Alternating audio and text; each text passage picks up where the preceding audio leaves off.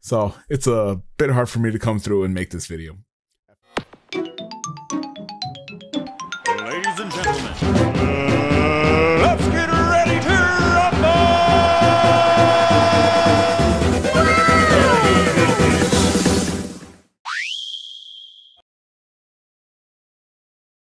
At first, it started off as just like a little Twitch stream that had me like in literal tears, talking about the struggle. Not just about like the last year, but the last 11 years. And kind of how I came to where I am. Then I tried to sit down and record this video while playing some Animal Crossing, as I usually do with these types of videos. My wife even sat down to play with me because I was actually playing off a New Leaf as opposed to New Horizons. But it still didn't really come out the way that I wanted to, and now, like, as I sit here trying to figure out how to go about it, I figured it's just best to write like a little mini script and just go from there. Get my thoughts on metaphorical paper and go.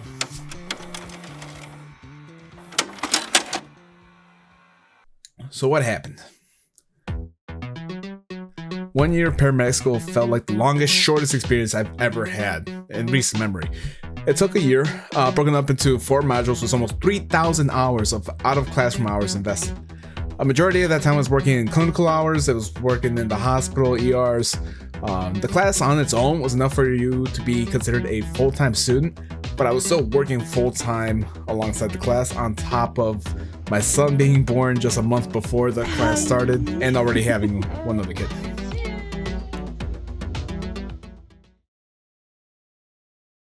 Fast forward a year, class is done, and I'm ready to take the national test.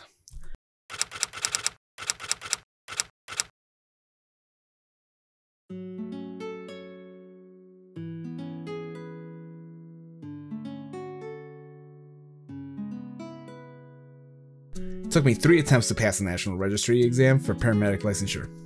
The test I took was called an adaptive test because it's supposed to test you on your knowledge as a medic on a national level.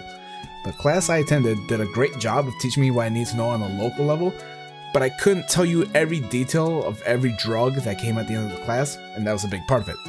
That said, everyone, including the teachers and peers, strongly suggested that I take the national as soon as possible.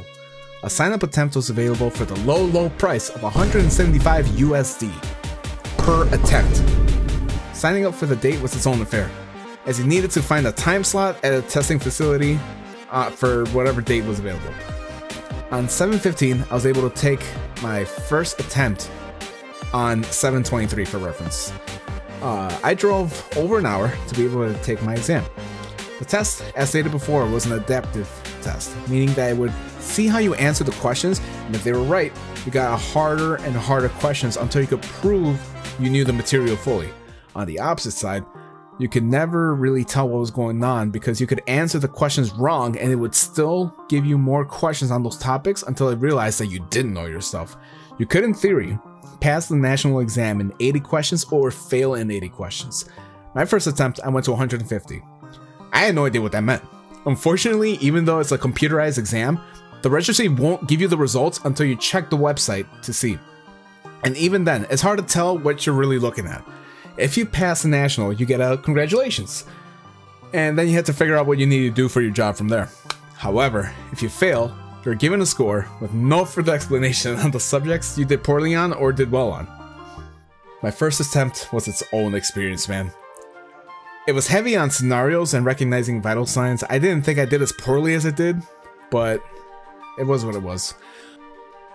I took the test and finished at about 10 AM and received my results the following morning right before I had to go into shift. I gave myself a little bit of a pity day and kind of reworked my whole study schedule. I focused on what test questions repeated, as I felt that kind of implied what I was struggling with. I then planned out a subject to review every day and used the book that I purchased from Amazon as my study material. I also started paying for a medic coaching app that was supposed to help. I studied when I could, at home and at work. It was a bit discouraging to have so many people ask about how my test went, only to have to repeat so many times that I failed. I know they didn't mean to poke fun or be mean about it, but it was just me kind of reflecting on the fact that I didn't really reach my own expectations. And regardless, I was able to sign up for my second attempt for the national after a 15-day mandatory wait period. I was definitely a bit more nervous this time, man. I had at least experience what the test was going to be like, but all I knew is that 8/12 was going to be my next test date.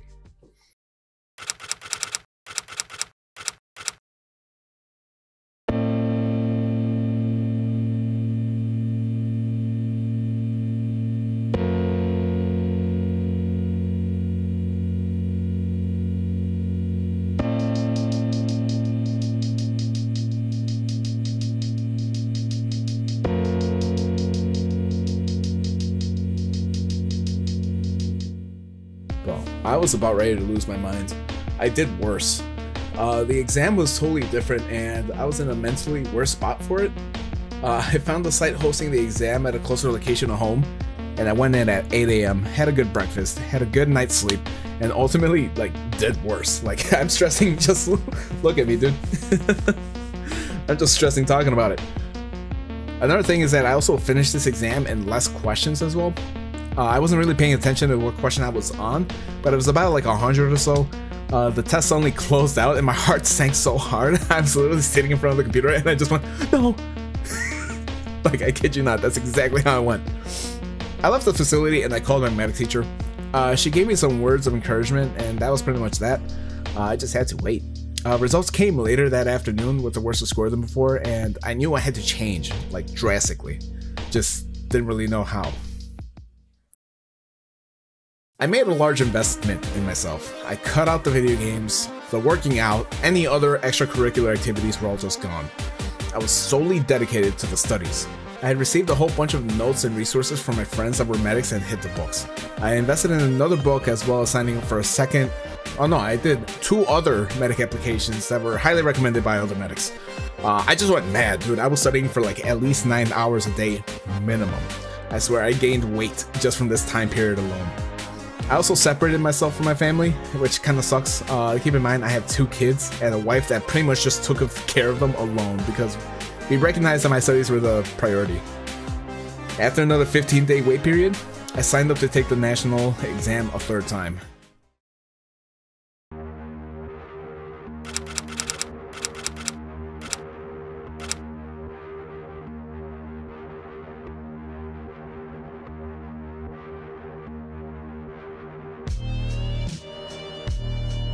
Finally, the weight was just lifted off of my shoulders, and there I was, and here I was, and here I am, just so happy. Like, even like, so this script, I'll talk about this more in closing, but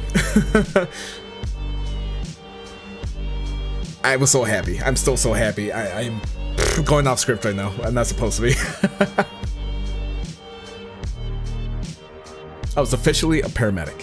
I didn't know what to do with myself. I was in some kind of shock. I was about to start a 36-hour shift, but I didn't even think about that. My mind, for the first time in forever, was blank. I just went about my shift. Everyone was super happy for me. I was happy for me. Doing all this meant more income for my family, and prior to this, I was working factory jobs. I was absolutely miserable. I took a 20K pay cut a year to do what I do now, and ended up kind of putting my family in a financial hardship because of it. And finally, it's paid off. At some point in all this, I did also pick up a second job that would help benefit from this success, because that pay will go up as well. And it finally felt like I was about to be back on track. I called my wife when I was done with that 36-hour shift, and right as I pulled into the driveway, I said something that hit me so hard, it actually made me realize the magnitude of the success. And again, just kind of going off script, it still hits just as hard, but what I said was, we're finally not gonna be behind anymore. The tears hit, admittedly. I literally was in my car, I just did one of these and just wiped off the tears, and I had picked up a pizza to celebrate. And I just went inside and got it for dinner, and then it was time for a celebration stream. That's all I knew, that's all it was. The stream VOD was supposed to be what this video is, like a recap and retelling all of my experiences with some accompanying gameplay, but unfortunately when I started talking about this, the gameplay was pretty lame. It was like a Sonic versus Young Link in Smash Ultimate, and I was also like ugly crying for a lot of it, so like that's not really something I wanted to like be sharing too much of, right? Regardless, I had a ton of fun. My wife had also brought me a cookie cake. She bought the cake, but my daughter picked it out because she saw little M&Ms and she's like, candy. Children. But yeah, I was just set to have some drinks and enjoy the games with the homies. In the VOD, I gave a summary of my experiences over the last 11 years and explained what happened in my life and what led to it. Without getting too deep into it, you know, some people died, loved ones lost their lives, and it was a lot of feelings, a lot of tears, but not like sad ones. If I can like take a moment, I would like to say thank you to my friend Emily. Passed away about 3 years ago, with her birthday being the same date as my third attempt. And I'd like to think that she kind of gave some type of blessing, or what have you. But I'm not necessarily religious, but I would ask for a prayer for her, because I know that's what she would like. Her and I always like talked about wanting to change the world. Sounds naive as fuck, but now that I'm here, I can. For us. My wife also deserves all the praise. Unfortunately, she did wash my old planner, which I did mean to show you guys. Because I literally, like, there were times where I was not coming home for weeks. And it kind of was what it was, right? But I wanted to, like, physically show you guys what that schedule used to look like, because it was nuts. It was actually nuts. It was either, like, I had to be at work, and from work I went to a clinical, and from clinical I had to go to class, and rinse, cycle, repeat. Like, it was all back to back to back work. I'd come home maybe at like 6 p.m. and just be dead. And I hated that, because I couldn't even be a father to my kids. And then she stressed out. I mean, being basically a single mom, it was a lot, even for her. On top of that, I did also have to volunteer my time for another fire department, just to ensure that I didn't fall behind on my patient contact hours, which was its own like hundreds of hours that I couldn't necessarily all document, like you saw earlier. She's honestly the best mom in the world, man. To these kids and an irreplaceable wife for following me on what realistically was a gamble on our lives, she deserves more than I could ever give her. And I'll start off by trying to get us a vacation, right? When I wrote the script, it was about like 16 days out of her birthday, and I mean, I know she likes sushi and steak, so we gonna see. We gonna see.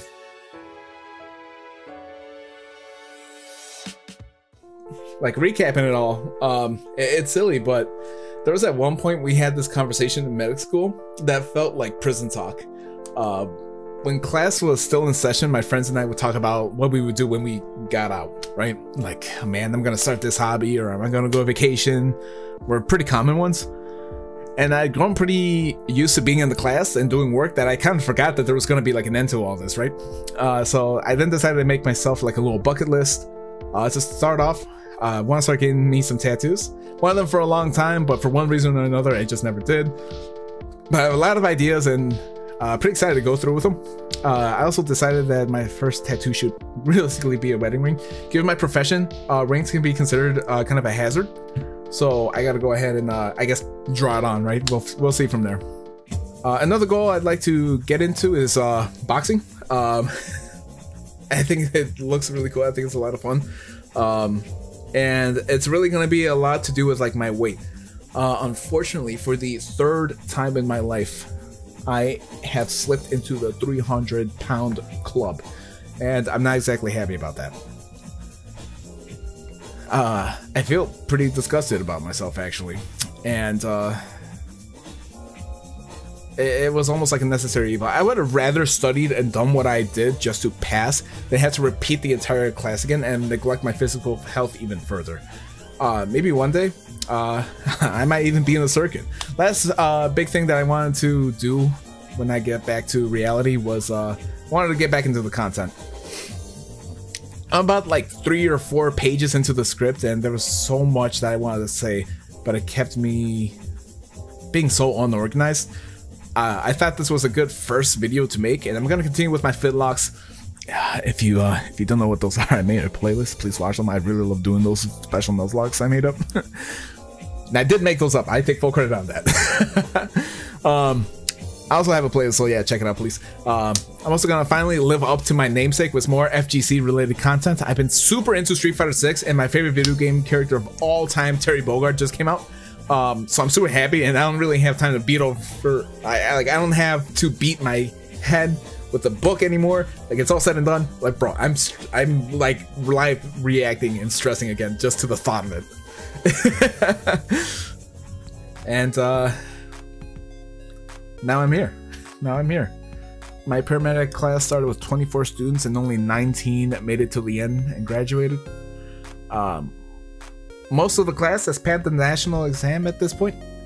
And I really hope that the rest of them do soon as well. I'm so happy with what happened, really. And I can't wait to do even better for myself, for my family, and for my communities. Thank you for tuning in, and I'll catch you on the next one.